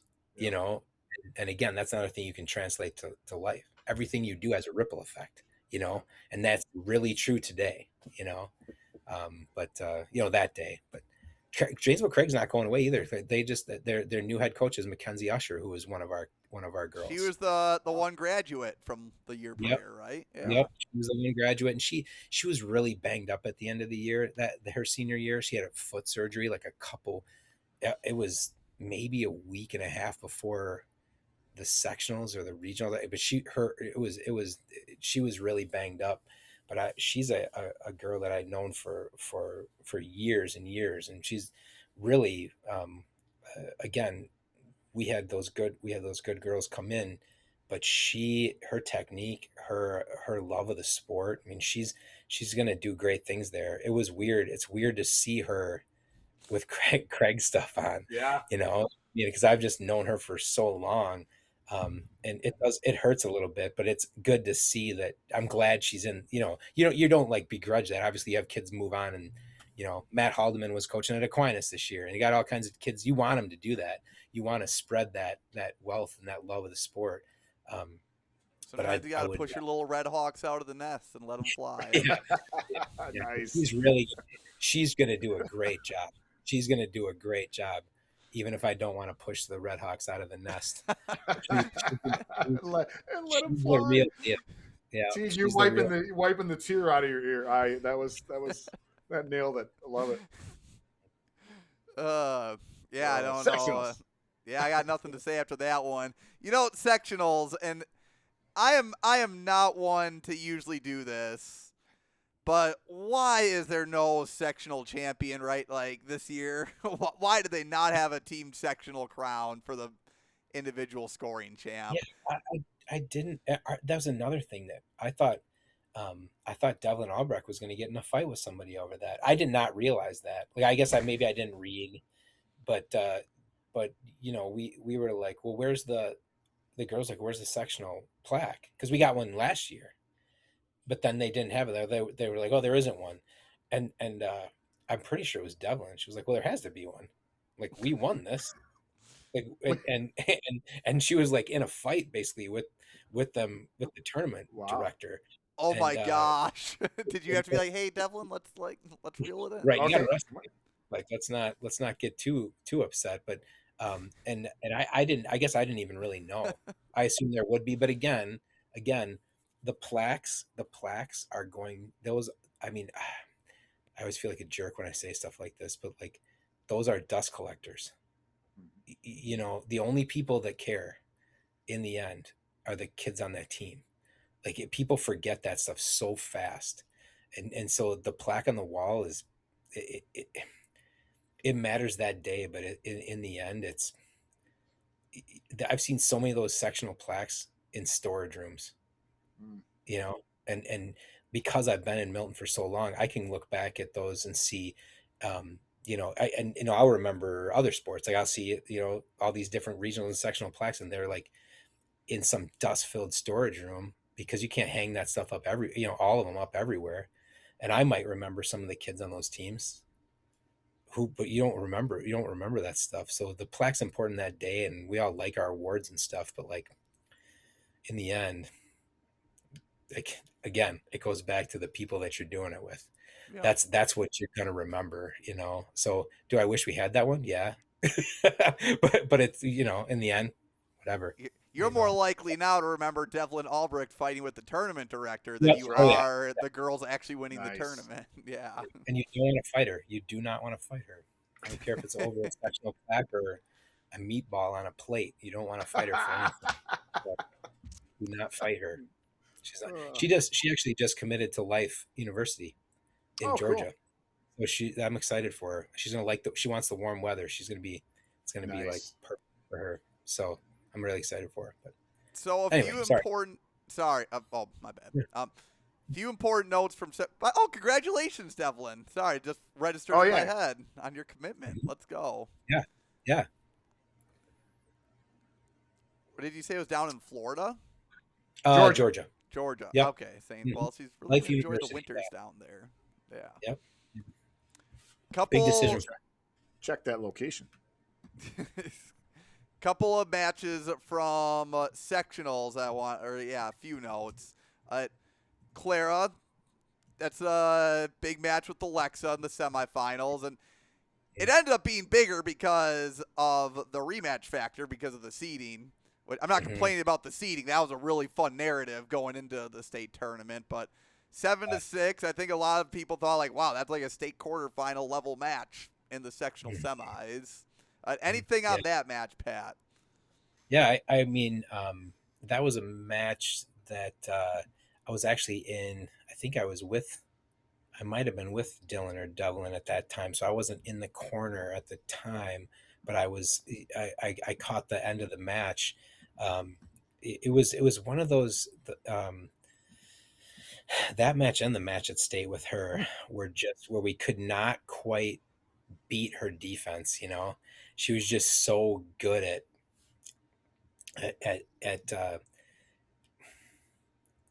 letting Clara into where Clara could score. Yep. But I mean that was the sectional match was if Clara has 30 more seconds though, it's going our way. Yep. Like, and a lot of people probably don't realize Clara's just so strong, and her gas tank, like she's not going to get tired.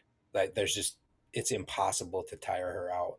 Like Clara just did what was it? It was an overnight, like 17-mile like adventure race. Just and like you had to stay up all night. It was biking, canoeing, hiking, running. I mean, it was ridiculous. Her and her brother did this, and I mean, she does that stuff for fun, like what her fun is. Just for the rush. Yeah, she just likes to do that stuff, and so that's where I always felt like if Clara could wrestle a 15-minute match, she's killing everybody, So yeah, but Alexa did a great job too. I mean, she knew what she had to do in both of those matches to win, and she did it. It was harder at the state tournament on Clara. That was like pretty crushing because I think Clara thought she could beat her. Yeah. And she really wanted to win a state title. I mean, Clara's beat a bunch of state champs. I mean, she's beaten. I'm trying to think of who because she beat Kat Cook. She beat. Oh man, why is the name escaping me now? What town? What school?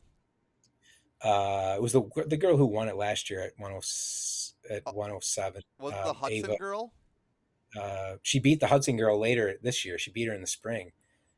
So the girl that won it this year, Clara beat her at a tournament in the spring.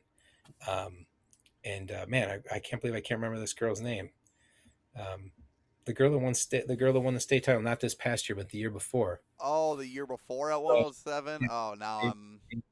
Oh, yeah. Well, let me get crack statistician on that one. That would be 2000. This is where my brain. Normally, I'm really good at this stuff. That's like, track, right? 2025. Yep. In what weight class? 107. It was 107. 107. Was it Gardner? Ava Gardner. Yep. Yeah. Clara beat her Ava at Badger won State. At 100. Okay. Now, anyways, yeah. So she beat Ava Gardner. Yeah. Yep. And then the Hudson girl that won it this year. She beat her in the spring. She beat Kat Cook. I mean, she's beaten some really good kids. She's who knows? We'll see if Clara ends up wrestling in college. I think she's going to keep getting better, but we'll see what she does. So. Almost wasn't going to talk about this, but I just didn't notice it because it was a dominating result. But Elliot Malloy is a great wrestler, and Devlin just really showed that she was on a mission that weekend. Yeah. And I'm going to skip to Jesse. Jesse probably had the most dramatic day because, Pat, you've been in D1 wrestling long enough, and you know the bracket setup. There's a hammer on the other side of that sectional bracket. You want to have optimism in your kid, but you know that hammer's probably winning it, and what is basically the qualifying match is taking place in the semifinal, and that's kind of what it looks like with DeMarcy and Weeblehouse here. Yeah, yep. And that was a crazy match too, and she did it. Jesse's just so strong, and again, that she has a great wrestling mentality, and a lot of that comes from her hockey mentality. And that was a match that the crowd was getting into too. But I just felt like Jesse just kind of broke her. like over time just kind of took the wind out of this kid's sails, and in the end she just, in the end it ended up looking pretty dominant. But that was a scary match, but it's and you could kind of tell that was whoever lost that match was probably going to take third. Mm-hmm. And then you're on the outside looking in. But yeah, she did a nice job with that. Just a super tough kid. How about, could you have predicted Ramsey Brandenburg being the one to make it to a second period against Maddie Pete? Well, I guess she's in your area, so maybe you could have predicted that. But yeah, just seeing her wrestle, she's so strong. Like, and of course that made Maddie angry. Like that's not what she was looking for. But I thought Ramsey, those couple weeks in a row, I thought she had a good game plan, and just a very physically strong, competitive kid. Like, how can you not like watching her wrestle? Like, just, she beat some kids that, coming in as a freshman, I don't care how strong you are, how good you are, she beat some kids that were really, really good. So I'll admit she I thought she was a scary kid because she could throw. She wasn't afraid to go big. Maybe I didn't really think she was gonna, I wouldn't say that I thought she was gonna beat Maddie, but if anybody was gonna have a chance, I thought it was her, because she could go big, and you never know. I don't care how good you are. You bang heads, you get a little blacked out for a little bit, and somebody goes big. You never know what could happen. Right. So, yeah, she's that kid's the real deal. She's the real deal for sure. And that brings us to the state tournament. Nice. And we got 5 wrestlers, so that's basically what we got the show. Oh, and actually, not like, we still got time here. I did want to ask you, Pat, because you brought it up after the Wausau tournament. You got to be feeling pretty confident that you're going to repeat the weekend into the state tournament, but was there like a chaos scenario that you had played out, or was like, all right, this is what needs to happen for other teams for us to get second? Or like, was there even a chaos scenario there, or was it basically like it'd be like an injury or really like an upset that you couldn't see coming? I have a really catastrophic personality. Like it's horrible. And this has been the way I've been since I was a little kid. Like, I will game out in my mind. I probably shouldn't be saying this, but I'll game out in my mind the worst possible things that could happen that are never going to happen. Sure. And just, it's like a defense mechanism. So that I deal with it beforehand. Right. If it happens. And so that I'm prepared if it happens. And so, but one thing this going into this tournament, I was like, I'm not going to do that. All I'm going to do is we're just going to go wrestle. I'm not going to sit here. I'm not going to go through every single team's entries. I'm not going to look for everybody who's got 5 kids or 4 kids who could possibly beat us. I'm not doing that this time. And it was hard. It was hard not to go through it and look at it like that, but I didn't do it. I just was, I forced myself to let it go and let the kids, and just focus on the kids. Because to me, it was like, what do I want from this? I want 5 state titles. The first thing is I want 5 kids on the podium, but I want 5 state titles for these kids. And then nobody can beat you. Mm-hmm. And nobody can beat you. So you don't have to worry about it. But no, I'm very catastrophic in that. I would normally do that, but I didn't this time. You did. Nice job. I tried. Pat, you and I, at least when I coach, you and I have a lot of the same personality traits. So that's it's nice to know there's a fellow crazy guy out there. Yeah. Yep. Well, hey, we'll start with Jesse, and then we'll go we'll go back up to 100, and we'll close off with Maddie on the individual side. Jesse did make it to the consolation round of 2. She got a nice win over Juliana Johnson from St. Croix Falls in her first consi match. But, man, what's the pep talk going into the 132-pound bracket, Pat? Just leave it all on the mat or what?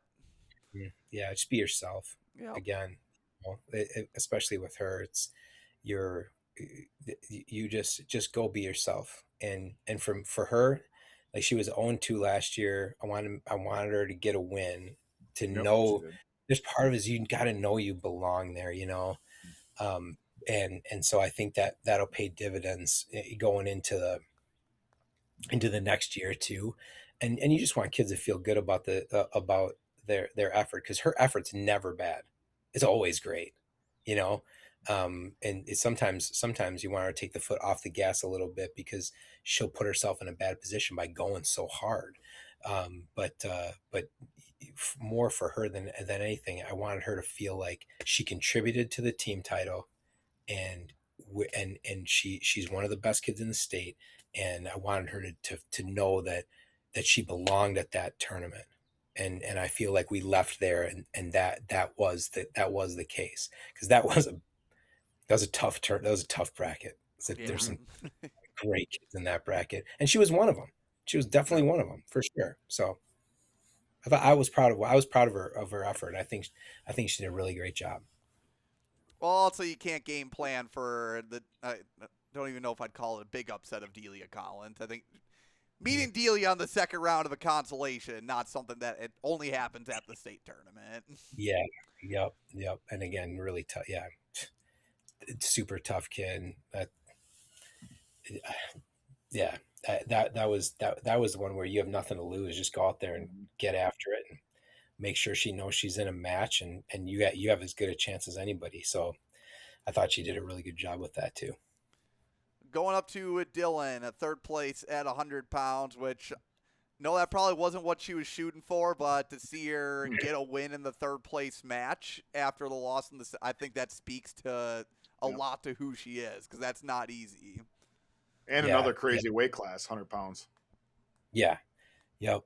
And I still feel like maybe she didn't have her greatest weekend. I still feel like you can't convince me she wasn't the best kid in that weight class.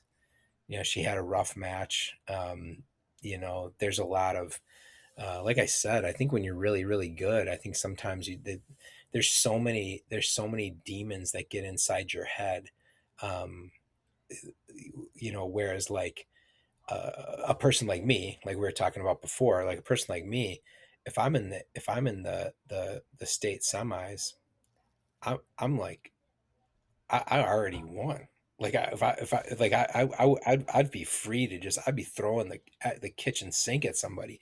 But man, if you're expecting to win, and the only thing you want is the state title, and you get into a dogfight, you can find yourself kind of losing your way in a match, I feel like sometimes. And I really think that's really all that happened. It was just kind of maybe a rough emotional um, match for her, but like I said, you can't convince me she wasn't the best kid in that weight class. I just feel like she was. It just wasn't her tournament, and so now the goal is to make sure the next two are. But Yeah. You it learn from can't it. be, yeah, it can't be like life or death though. You And know in what I that mean? in Like, that perspective, the competition's too good to where like you still need to be at the top of your game. yep, yep. And you got to know. I feel like you got to know that it's not life or death. You just want to make sure that your effort makes them wish they wouldn't have come out there that day. And if you can get them feeling like they wish they would, I like to think of it as, if you can put them in a place, especially those really good kids, where they start to question their own existence. Like, why am I even here at all? Like, what am I doing here? I want to get off this mat. Um, that's kind of the best way to approach those matches, not in a like angry, evil way, but just like, I'm gonna make sure that you don't want to be here anymore, because your skill levels are so close together. There's got to be some equalizer, and it's not even like, you gotta want it or any of those cliches. It's like, I'm gonna make sure every time you touch my legs, you're gonna wish you were never born. like that. And that, sometimes I feel like that's the difference. And maybe that sounds super weird. It probably does sound super weird, but I do think that's It's part of the mentality. deal. Yeah, and and again, I'll just say it again. I still feel like she's the best kid in that weight class, and nobody could convince me otherwise. And I'd go to war with her any day. I'd be in a foxhole with her any day of the week. Agreed. Proud of who she is to come back and place third, because you can tank, so easy to tank there, and she didn't. So Yep. 107 pounds. Nice. Miss Clara. Good battle back on the Concy side after that quarterfinals match. Yep, absolutely crushed after she lost the semis there to that quarterfinal. Quarterfinal to Alexa. It was a quarterfinal, right? Yeah, it was the quarters. Yeah. Then she beat Sophia, Aaliyah, and Kira. That's right. Because then she had to come back for fifth. I was shocked at how disappointed she was, to be honest with you. I mean, that was quite the rehabilitation that night, to be honest. And it was very painful, but the way she came back, it was super commendable, and I was so proud of her. Very excited to see her just kind of really beat kids up on the way back to fifth too. Mm-hmm. There were some kids coming out there to wrestle her, and then have to beat the kid that you beat before. Having to beat a kid twice in one tournament, that's hard to do. Yeah.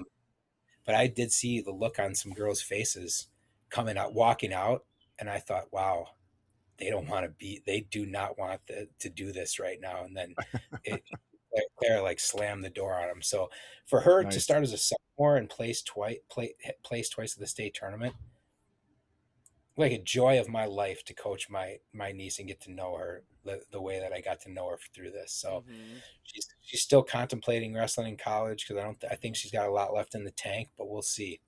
I'll let you guys know if she makes a decision here, but we're still working through some options right now, and there's a lot of good options for her out there. So really proud of her. And again, one of the joys of my coaching career is to be a part of her wrestling life and pulling her into the sport.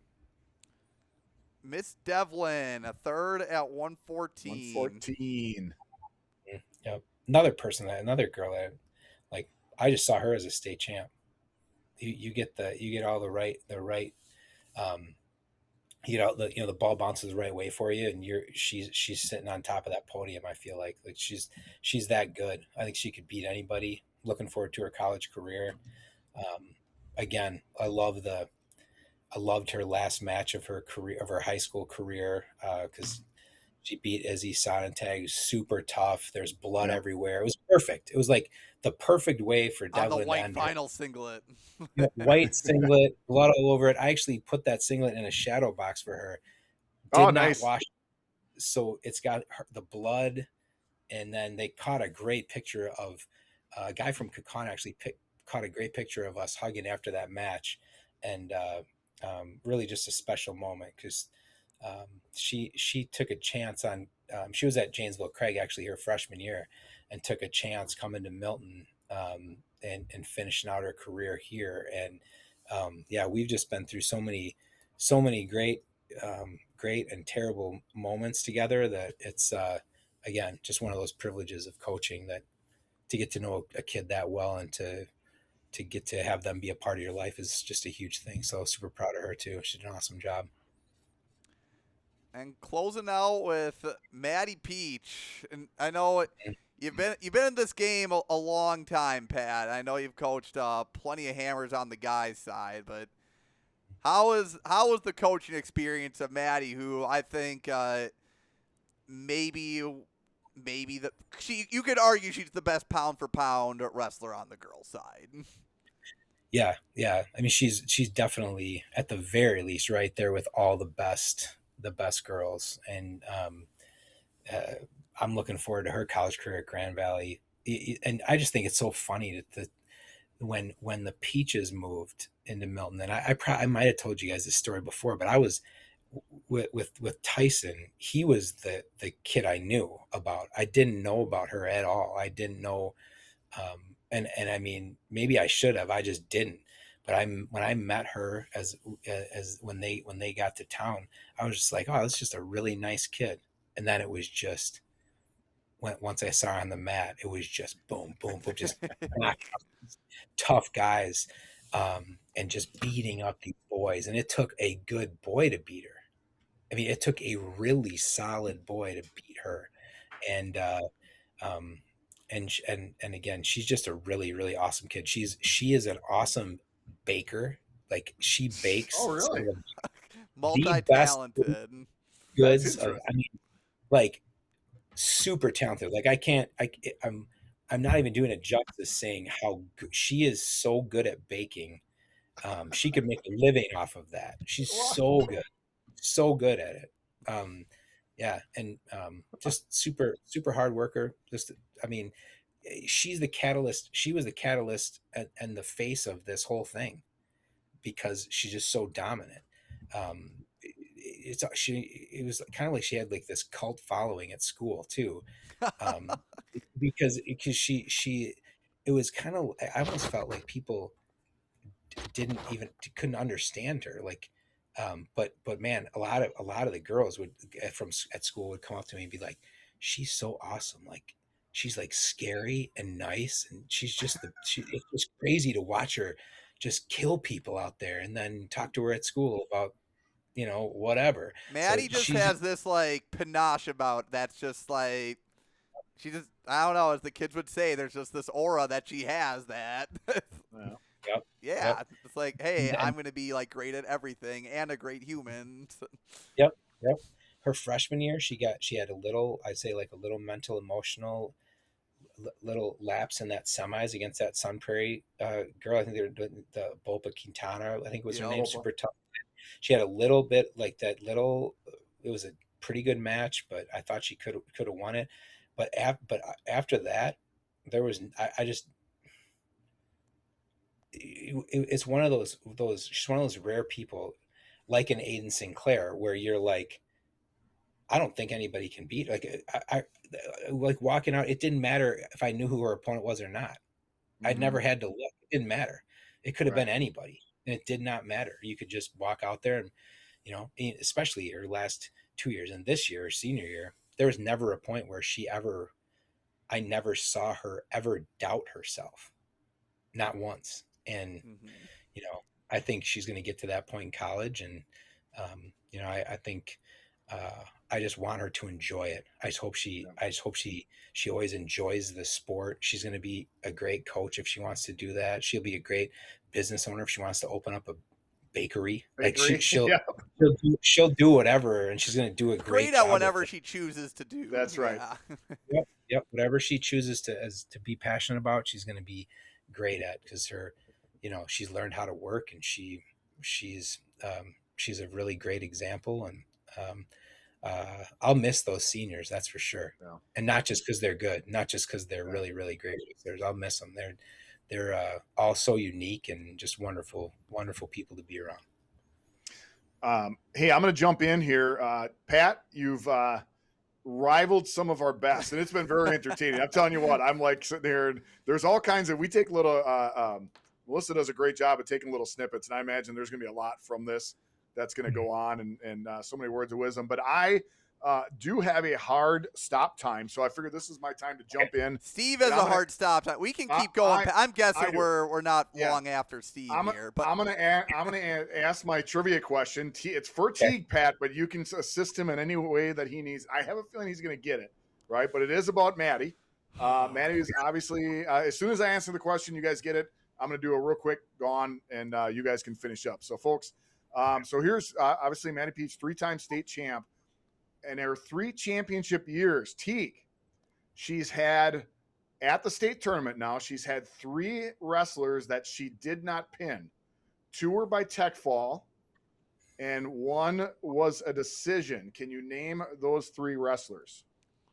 oh, And why don't you start with the 2 tech falls, and then see if you can get the non-pin or the decision. She pinned her way through senior year, right? She did not. Oh wait, sorry, I'm cheating on this one. Oh, that's right. I should have known this because you can't look and then say you got it right. That's not That's a big X right there. All right, that'll be a strike. The funny note about that one is that Matt texting us after saying, if she didn't score the first 15 points, we would have had a chance. So we got Chesney Bartosik writes down that was a tech fall in 2 minutes and 17 seconds. Junior year was also in the finals. Was that Delia? It was tech fall. It's tech fall Delia, who was her sophomore year, the only wrestler to go the distance with her. Oh, it had to be one of the. No, it wasn't Lily Banks because Lily has 2 times. It wouldn't have been Carly. Was it Riley? It was not. It was a 7-1 decision. And Pat, who was it? Oh, he might not even know. What? Hang on. Can we get one more hint? I'm usually really good at this. Do they have a state championship to their name? I don't know. Oh. I don't know that for sure, but I do know this. Pat was talking about this school a lot before when he's thinking, I think Clara had a championship against this girl. Whatever. I'm sorry. Beat a state champ. Anyway, maybe she was. Oh, Marshfield? I'm kind of babbling right now. No. I don't know, Steve. We've had this coach of this girl on the podcast several times. Okay, so not Badger. I'm gonna feel bad since I don't know this. I'm usually this coach of this girl. See, we okay. Oh, and they're a recurring guest. Should remember that. Yeah. All right, time-wise, I got it. Yeah, Teague, your answer is? Okay, hang on. I'm just trying to run through the roll of it. Not for. I don't know. What is it, Steve? I'm gonna be so mad. It's the up north, the Raiders of Hudson. Oh, Natalie. Oh, yeah, better. Okay. Yeah. So I was in the finals. Right. She was a little mad about that one too. That she was. Yeah, there you go. Little trivia for you, Pat. You've been awesome. That's we'll catch up at a later time. Teague's gonna finish out, folks. Have a good night. See you, Steve-O. Thanks, Steve. Appreciate you. Gosh, he is really good with his trivia. Yeah. Man, I didn't realize we were talking about some other people being long-winded. I went off, man. It's not bad to be long-winded. I knew it because I know we talked an hour and a half. Because I just thought with like less tournament stuff, but yeah.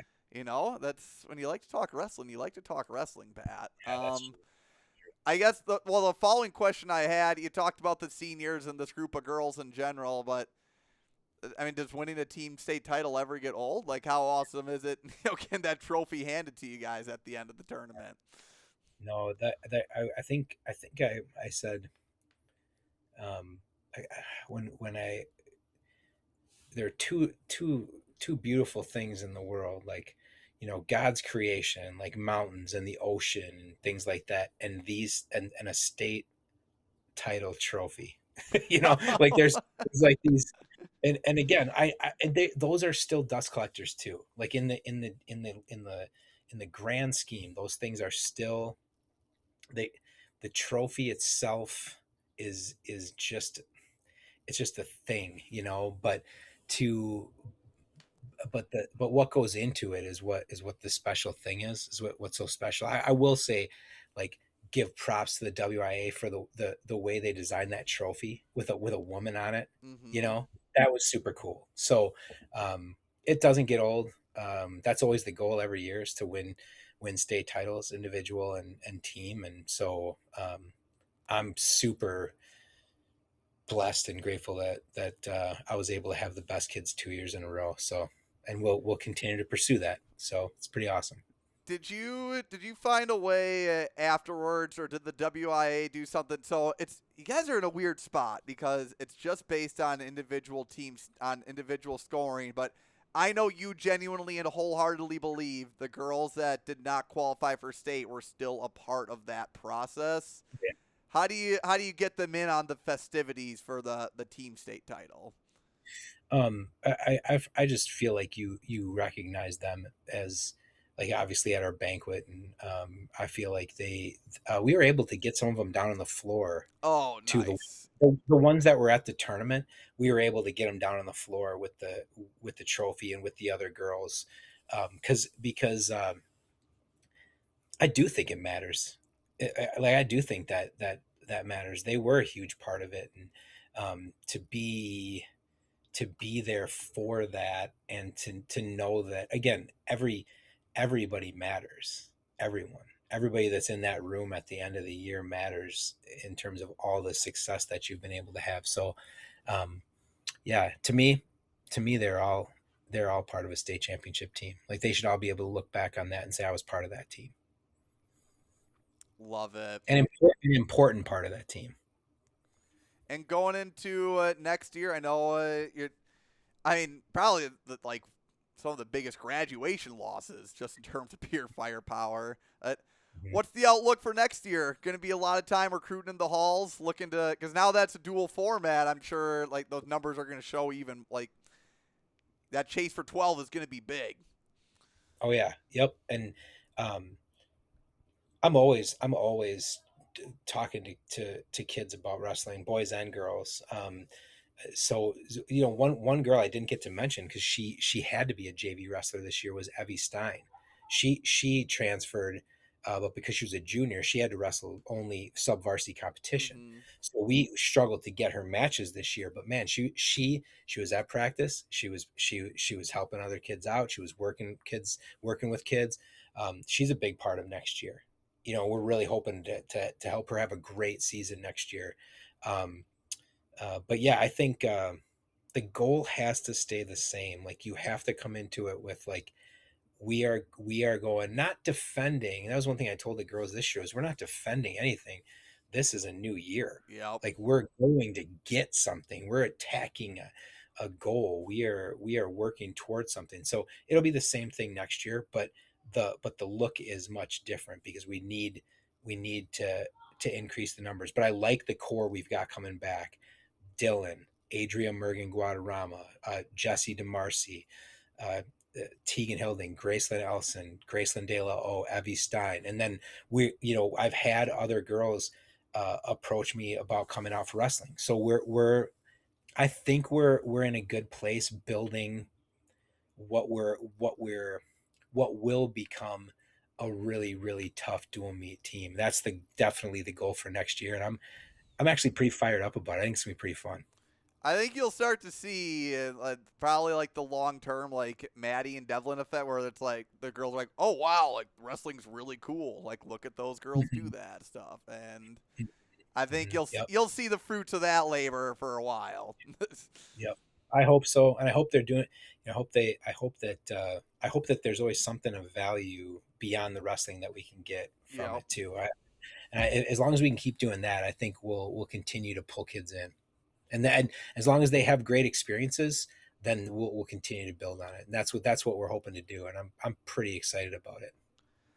And the last question for you, Pat. It's just a Pat question, not a Milton question. By the way, congratulations again on the team state title. Thanks. Fun team. I mean, great group of wrestlers, but more importantly, as you talked, it's just a nice young group of girls.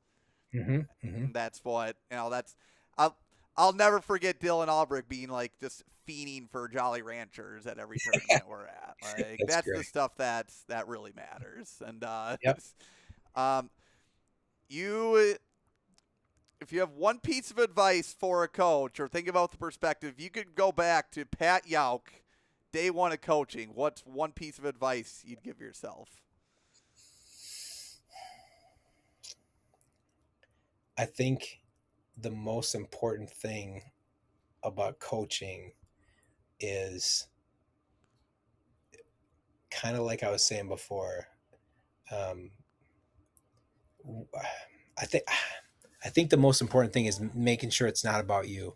Yep. Because we can say it is. We can say it's not about me, but you better be honest with yourself on that. You better be able to look in the mirror and be like, I'm here to serve kids, and I am here to help somebody achieve something that they want to achieve, and don't use kids as a means to achieve your goals. That's not what it's about.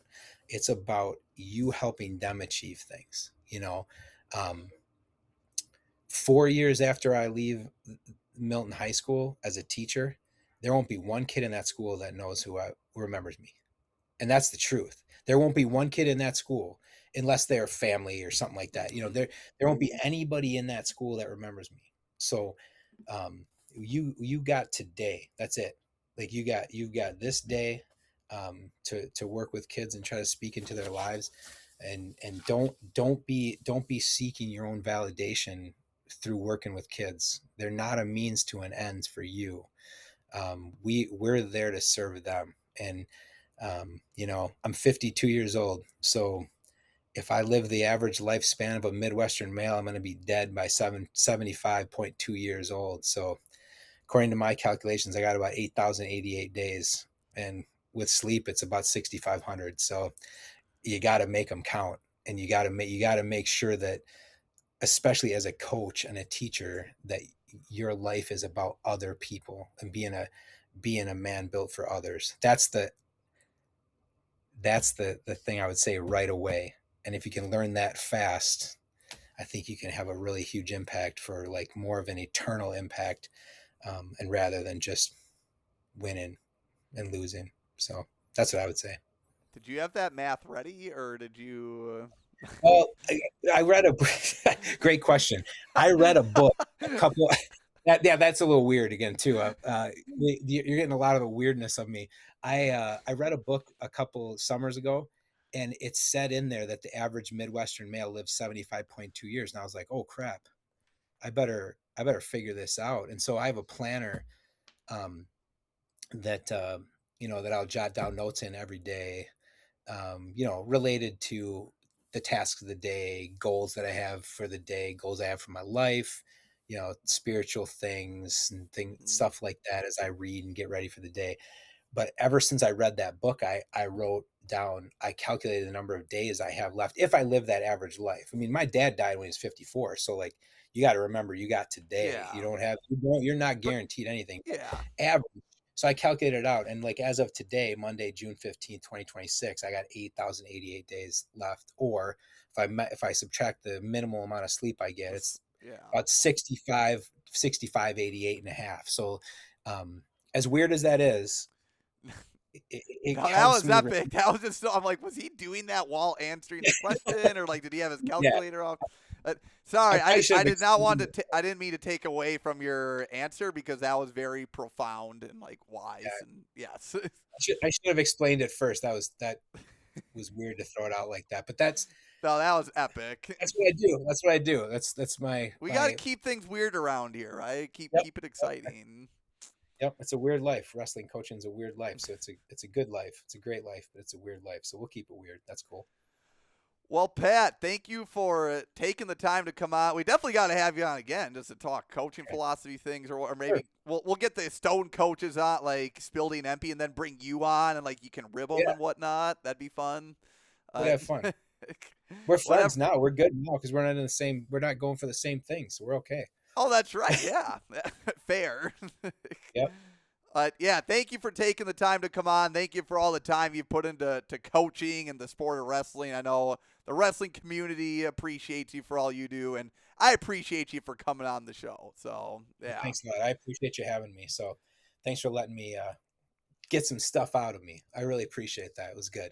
It's always a good time. Well, folks, for those of you tuned in, we'll have this out tomorrow. So, tomorrow on Wednesday, we're going to have Doug Forsyth on the show. We'll be talking the postseason assignments for the boys' side, because that's always a fun topic, to put it lightly. So tune in live for that, and we got plenty of other things planned as we go through the summer. But thank you, everyone, for tuning in. Thank you, Pat, and until next time, we'll catch you on the flip side.